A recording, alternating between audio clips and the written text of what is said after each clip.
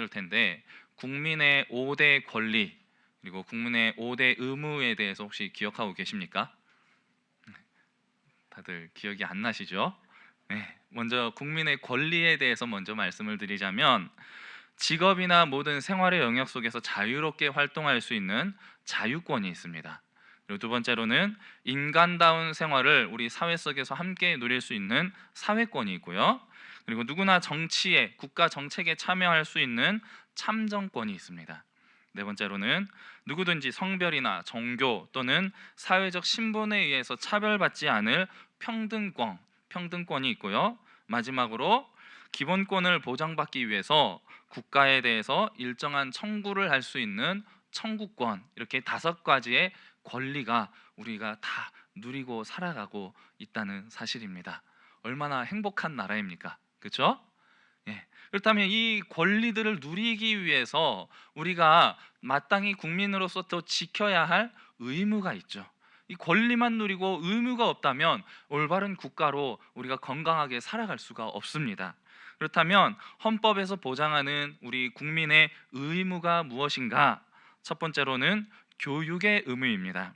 국민은 적어도 초등학교 이상의 교육과 법률이 정하는 교육을 받게 할 의무입니다.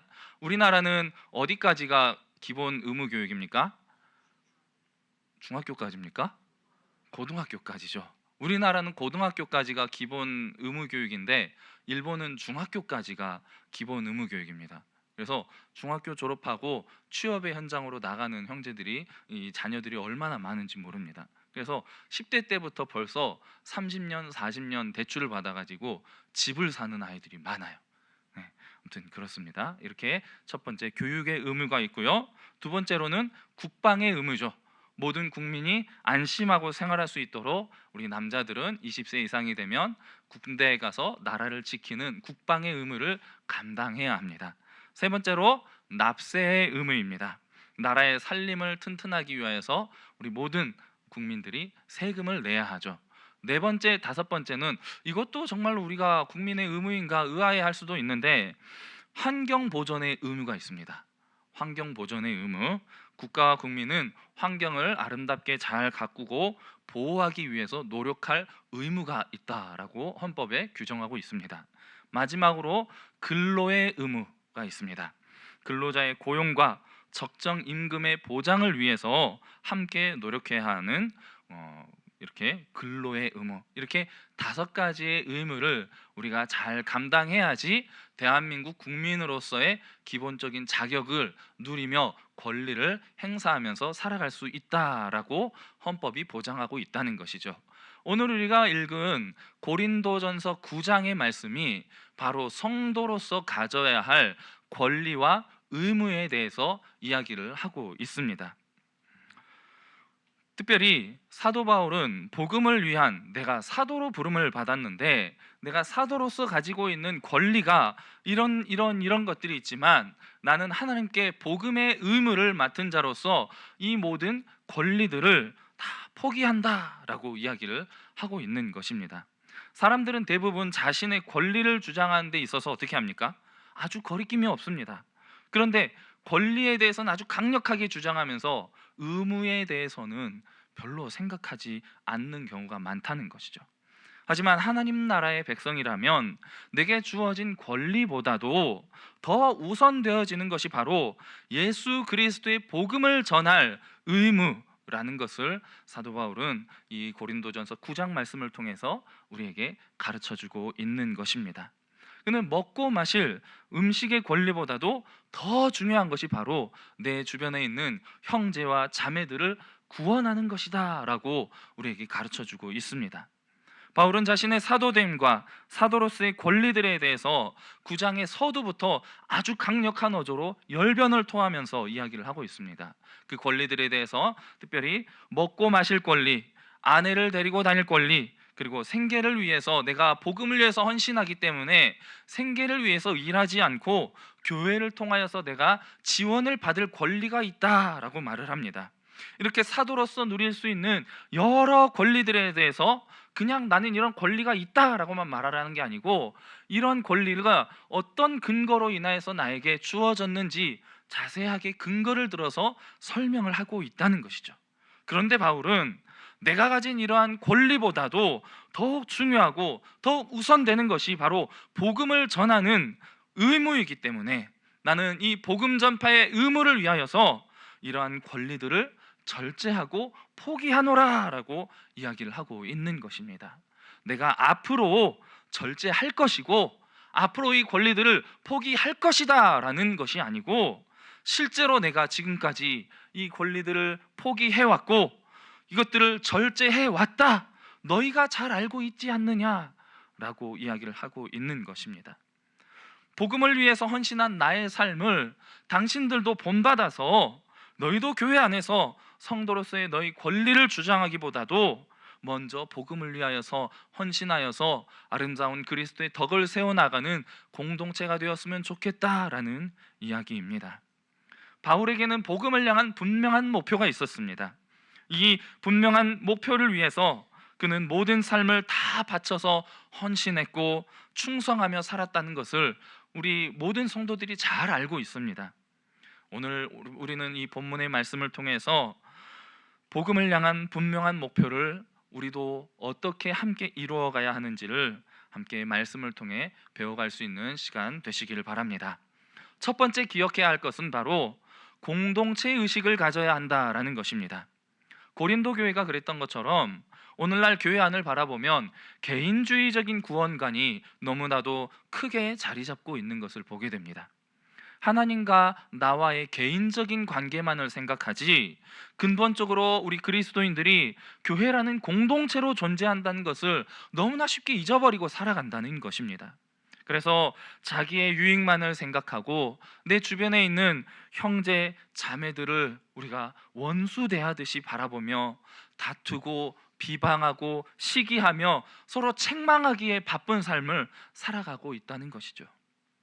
주님의 공동체를 위하여서 나의 삶을 희생하고 헌신하려는 노력이 점점 우리 가운데 사라져가고 있다는 것입니다. 조금만 내가 불편하게 느껴지면 원망하고 투덜거리며 교회를 향해서 비판을 합니다. 조금만 내가 상처를 받으면 너무나도 쉽게 교회를 떠나서 교회를 옮겨버립니다. 이제는 더 이상 상처받기도 싫고 남에게도 상처 주기도 싫다라고 여기며 이제 공동체 안에서 점점 멀어져서 무명의 크리스천으로서 그저 주일 예배만 조용히 드리고 사라져버리는 성도들이 얼마나 많아지고 있는지 모릅니다. 우리는 모두 예수 그리스도 안에서 그리스도와의 관계 속에서 한 성도 한 사람 한 사람을 서로가 아름답게 바라보는 마음이 회복되어야 할 줄로 믿습니다. 이것이 바로 교회의 본질을 회복하는 것입니다. 서로를 그리스도께서 너를 위하여서 나를 위하여서 죽으신, 우리를 위하여서 핏값으로 회복시켜 주신 너도 나도 소중하고 귀한 존재다라는 것을 기억하면서 서로를 바라볼 때에 저 왼수 같은 인간이라고 바라볼 것이 아니고 아름다운 하나님의 형상으로 서로를 바라보아야 한다는 것입니다. 그렇게 하면서 서로에게 연약한 부분, 부족한 부분들이 보일 때 어떻게 합니까? 서로 품어주고 사랑으로 이해하고 섬기면서 기도해주고 헌신하며 서로 회복해주는 하나됨을 누리는 공동체가 되어야 할 줄로 믿습니다. 이렇게 교회가 서로 사랑하며 그리스도 안에서 하나의 공동체로 세워지게 될 때에 우리는 비로소 복음에 참여하는 아름다운 교회로 세워질 수가 있는 것입니다. 두 번째로 기억할 것은 권리지상주의를 극복해야 한다는 것입니다. 권리지상주의를 극복하기 위해서 무엇보다도 우선되어야 할 덕목이 바로 절제라고 사도 바울은 본문의 말씀을 통해서 가르쳐주고 있습니다. 우리는 지금 어느 시대보다도 개개인의 권리에 아주 민감한 시대를 살아가고 있죠. 물론 우리가 서로의 권리를 지켜주고 존중해주고 보호해줄 필요가 있습니다. 당연히 권리를 보장해줘야 합니다. 하지만 때로는 이 권리가 우상이 되어버릴 때가 있다는 것이죠. 자신의 권리를 위해서는 물불을 가리지 않고 달려든다는 것입니다. 상사는 아랫사람들에게 갑질을 하고 고객은 또 주인들에게 고객으로서의 갑질을 하고 학부모들은 학교에서 선생님들에게 또 갑질하면서 여러 자신의 권리만을 주장하다 보니까 우리 사회 속에서 이렇게 끊임없이 갑질 논란이 일어나고 있다는 것입니다. 소수의 욕구를 충족시켜주는 이 권리를 지켜주는 것이 가장 큰 정의라고 여겨지는 시대를 살아가고 있습니다. 그래서 오히려 대다수의 권리를 포기하게끔 만들어버리는 것이 지금 우리가 살아가고 있는 우리 사회의 현실이 아니겠습니까? 과거에는 심각한 도덕적인 문제가 되었던 것들, 죄라고 여겨졌던, 금기시하고 여겨졌던 것들이 이제는 개인의 자유와 권리라는 덕목으로 포장이 되어서 국가를 혼란에 빠뜨리고 많은 사람들을 불편하게 만들고 있지 않습니까? 문제는 이것이 세상에서만 드러나는 문제가 아니고 교회 안에서까지 이러한 모습이 빈번하게 아주 자주 발생하고 있다는 것입니다. 자신의 권리와 자유를 보장받기 위해서는 교회 공동체도 희생해야 한다라고 주장합니다. 심지어는 복음까지도 기꺼이 희생이 되어져야 한다. 나의 권리를 지키기 위해서, 이렇게 생각하는 어리석은 사람들이 너무나 많아지고 있다는 것입니다. 성도가 교회 안에서 절제하지 못하고 자신의 권리만을 주장할 때에 오히려 그 권리가 복음을 가로막는 장애물이 되어버리는 것입니다. 또 성도 개개인의 신앙을 가로막는 것이 됩니다. 또한 교회 공동체를 무너뜨려버리는 우상이 될 수가 있다는 것입니다. 바울은 성도에게 이제 여러 권리가 있고 이것들을 누릴 수도 있지만 그보다 더욱 중요한 것은 예수 그리스도의 이름과 복음의 영광이며, 이를 위해서 자신의 권리 또한 기꺼이 포기할 수 있는 성도가 되어야 한다라고 오늘 본문 말씀을 통해서 우리에게 강력하게 가르쳐주고 있는 것입니다. 바울은 이 땅에서 사도로서 누릴 수 있는 자신에게 주어진 여러 가지 권리들을 다 버리고 포기하고 복음을 위해서 헌신했습니다. 예수님은 하늘의 모든 그 영광과 권리를 다 버리시고 이 땅에 인간의 몸을 입고 오셔서 우리의 구원을 위해서 자신을 희생하고 헌신하시며 복음의 귀한 본을 보이셨던 것을 우리는 기억해야 합니다. 이렇게 자신의 권리를 사용하지 않고 하나님의 복음을 위해서 헌신함이 바로 우리가 하나님 앞에서 받게 될 상이라고 사도 바울은 가르쳐주고 있습니다. 오늘 본문의 앞부분 18절 말씀 우리 함께 한번 읽어보겠습니다. 그런즉 내 상이 무엇이냐? 내가 복음을 전할 때에 값없이 전하고 복음으로 말미암아 내게 있는 권리를 다 쓰지 아니하는 이것이로다. 아멘. 그리스도를 따르는 성도라고 이렇게 모인 교회 안에서 우리가 어떻게 내게 주어진 권리만을 주장하며 나의 만족만을 위해서 신앙생활을 할 수가 있겠습니까? 내 권리를 주장하기보다도 우리가 이것들을 참고 절제할 줄 알며 자신을 희생하는 그리스도를 본받는 삶을 살아갈 때에 우리의 삶이 비로소 복음에 참여하는 삶이 되며 하나님 앞에서 상급을 쌓아 나가는 귀하고 복된 인생이 될 줄로 믿습니다.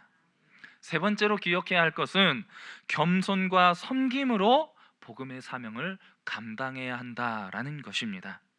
우리 19절 말씀 다시 한번 함께 읽어보겠습니다. 내가 모든 사람에게서 자유로우나 스스로 모든 사람에게 종이 된 것은 더 많은 사람을 얻고자 함이라 라고 사도 바울은 말씀하고 있습니다. 바울이 유대인에게는 유대인과 같은 모습으로, 율법 아래 있는 자들에게는 율법 아래 있는 자의 모습으로, 율법이 없는 이방인에게는 이방인과 같은 모습으로, 또 때로는 연약한 자들에게는 연약한 자의 모습으로 그들에게 다가갔던 이유는 바로 그들의 심정을 이해하고 그들을 품기 위해서입니다. 그 결과 결국 그들을 복음으로 초대해서 그 영혼을 얻고자 합니다라는 것이죠. 아무리 복음이 옳고 선하고 좋은 것이라 할지라도 이 복음을 듣는 사람이 받아들이지 못한다면 이 구원의 복음이 열매를 맺지 못한다는 것입니다. 그래서 바울은 어떻게 해서든지 한 사람이라도, 한 영혼이라도 더 구원하고자 하는 심정으로 만나는 모든 사람들에게 그들과 같은 모습이 되었다는 것이죠. 그리고 복음을 듣는 자들을 이해하려고, 그리고 그들을 품고 사랑으로 인도하기 위해서 애썼던 것입니다. 예수님도 바로 그러한 이유 때문에 우리 인간을 구원하시기 위해서 하늘의 모든 영광을 다 버리시고 인간의 몸을 입고 이 땅에 오셨던 것이죠. 그리고 가장 낮고 천한 모습으로 오셔서 우리에게 섬김의 본을 보여주신 것입니다.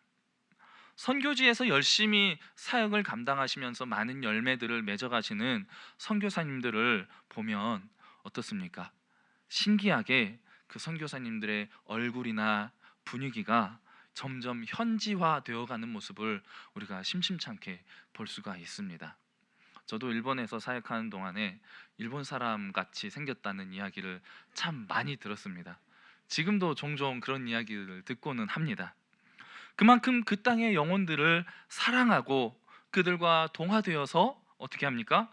복음으로 인도하기 위해서 애쓰고 수고한 결과라고 생각되어집니다. 결국 내가 변하지 않고는 다른 사람을 변화시킬 수가 없다는 것이죠. 남을 변화시키기 위해서 내 것만을 주장하기보다는 내가 먼저 변화될 때에 비로소 이 복음을 듣게 되는 우리의 이웃이 변화되게 되는 것입니다.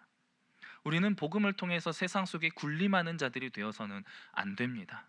오히려 복음으로 더 낮아지고 더 섬기며 헌신할 때에 우리의 낮아짐으로 인해서 세상이 그리스도의 복음을 듣고 변화되게 될 줄로 믿습니다.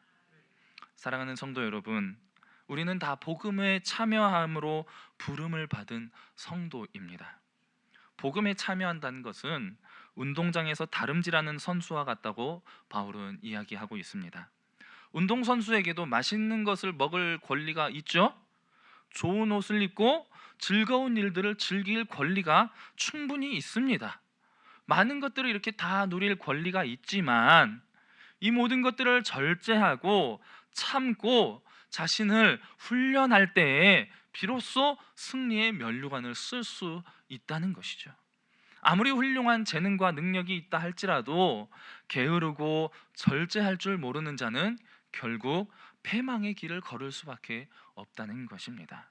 마찬가지로 우리에게도 아무리 훌륭한 복음의 능력과 권리가 있다 할지라도 우리가 이 안에서 절제하지 못하면 우리는 승리의 면류관을 얻을 수가 없다는 것입니다.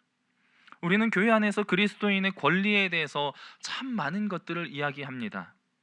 하나님께 내가 하나님의 자녀로 누릴 권리들에 대해서 우리는 끊임없이 기도합니다. 하나님이 나의 아버지시라면 내가 지금 이런 어려움을 당하고 있는데 이 어려움 피해갈 수 있도록 건져주세요. 지금 나에게 이런 문제들이 있습니다. 하나님, 내 아버지시라면 당연히 해결해 주셔야 되는 것 아닙니까? 하나님, 나 이런 꿈을 가지고 있습니다. 하나님, 이루어 주세요. 여러 가지 내가 하나님의 자녀로서의 권리들을 주장하며 이것들을 누리기를 원하며 우리가 신앙생활을 해 나아갑니다. 그리고 권리만 주장하지 않습니다. 나름대로 성도로서의 의무도 열심히 지키려고 노력을 합니다. 말씀도 보고 또 함께 모여서 뜨겁게 기도도 합니다. 열정적으로 함께 찬양합니다. 그리고 성도들이 함께 모여서 복음에 대해서, 받은 은혜에 대해서, 말씀에 대해서 이야기를 나누죠. 하지만 이 모든 일들이 교회 안에서만 이루어진다는 것이 큰 문제라는 것입니다. 세상에 나아가서는 예수님에 대해서 나누지를 않습니다. 말씀에 대해서 나누지 않습니다. 복음의 능력에 대해서, 하나님께 받은 은혜에 대해서 나누지를 않습니다. 아니, 나누지 않는 것이 아니라 나누지를 못하는 것입니다. 바울은 단지 복음을 전할 대상과 동화되어서 세상에 끌려간 것이 아니라 만나는 사람들에게 어떻게 해서든지 그가 가진 복음의 말씀을 전했습니다. 그리고 나누었습니다. 그 삶을 함께 나누었습니다. 그리고 그들을 복음으로 초대했죠. 그리고 결국은 그 영혼들을 얻어내었다는 것입니다. 하지만 오늘날 많은 성도들이 세상과 동화되어서 복음의 사명을 감당하는 것이 아니라 오히려 세상에 끌려가 버리고 만다는 것이죠. 그리고 세상에 그 영혼을 결국에는 세상에 빼앗겨 버리고 만다는 것입니다. 이렇게 교회 안에서만 권리를 주장하고 성도의 의무를 감당하는 모습은 다름질하기를 향방 없는 것과 같이 하는 것과 같고, 싸우기를 허공을 치는 것과 같은 모습이라는 것입니다. 목적 없이 달리다 보면 우리는 쉽게 지쳐버릴 수밖에 없습니다. 상대방을 치지 못하고 허공만을 치면 금방 지칠 수밖에 없는 것이죠. 우리는 복음을 향한 분명한 목표를 가지고 세상으로 나아가야 할 줄로 믿습니다. 사랑으로 온전히 하나 되는 공동체로 세워져야 할 줄로 믿습니다. 권리지상주의를 극복하고 절제할 줄 알아야 합니다. 겸손과 섬김으로 서로를 감당해야 합니다. 이 모든 것은 바로 하나님께서 우리에게 주신 복음의 사명을 감당하기 위한 것입니다. 우리에게 주어진 이 분명한 목표인 복음을 향하여서 우리가 한 걸음 한 걸음 내딛어 나아갈 때에 우리는 지치지 않고 더욱더 뜨거운 열정을 가지고 주님께서 주신 이 귀한 사명을 감당해 나아갈 수 있을 줄 믿습니다. 우리는 복음의 사명을 감당함으로써 하나님을 기쁘시게 해드리는 인생이 바로 하나님의 영광을 위해서 살아가는 인생입니다. 복음의 사명을 감당하는 삶이 바로 하나님으로 인해서 내가 기쁨을 누리는 삶이 되는 것입니다. 세상은 썩어질 영광을 위해서 경주하며 다름질하지만 우리 성도들은 하늘의 영원한 상급을 바라보며 달려가야 하는 자들인 줄 믿습니다. 이제 주일학교의 여름사역이 한창 진행되고 있습니다. 우리 자녀들이 아름다운 교회를 세워가는 건강한 지체들이 될 수 있도록 우리 모든 성도들이 함께 기도하며 합력해야 할 줄로 믿습니다. 그래서 우리 모든 성도들이 성령 안에서 먼저 사랑으로 하나 되어서 함께 복음의 사명을 감당해 나아가며 하나님을 기쁘시게 해드리는 아름다운 교회 공동체로 세워져야 할 줄로 믿습니다. 하나님을 감동시키는 삶을 통하여서 온전한 평안과 기쁨이 넘치는 귀하고 복된 삶이 다 되시기를 주님의 이름으로 간절히 축복합니다. 함께 기도하겠습니다. 사랑하는 주님, 오늘 또 말씀을 통하여서 우리가 주의 일을 감당하기 위해서 어떠한 태도로 살아가야 할지를 함께 배웠습니다. 우리 모든 성도들이 그리스도 안에서 하나의 온전한 공동체가 되어 나의 권리를 주장하기보다도 주의 복음을 위해 희생할 줄 아는 겸손과 온유의 일꾼이 되게 하여 주시옵소서. 우리 안에 먼저 복음의 능력이 충만하게 차고 넘쳐서 우리 다음 세대들이 복음을 향한 열정을 품고 자라가게 하여 주시고, 세상 속에서 그리스도의 향기를 나타내는 귀하고 복된 인생이 우리 가운데 다 충만하게 차고 넘칠 수 있도록 인도하여 주시옵소서. 우리를 죄에서 구원하신 예수 그리스도 이름으로 기도드립니다. 아멘.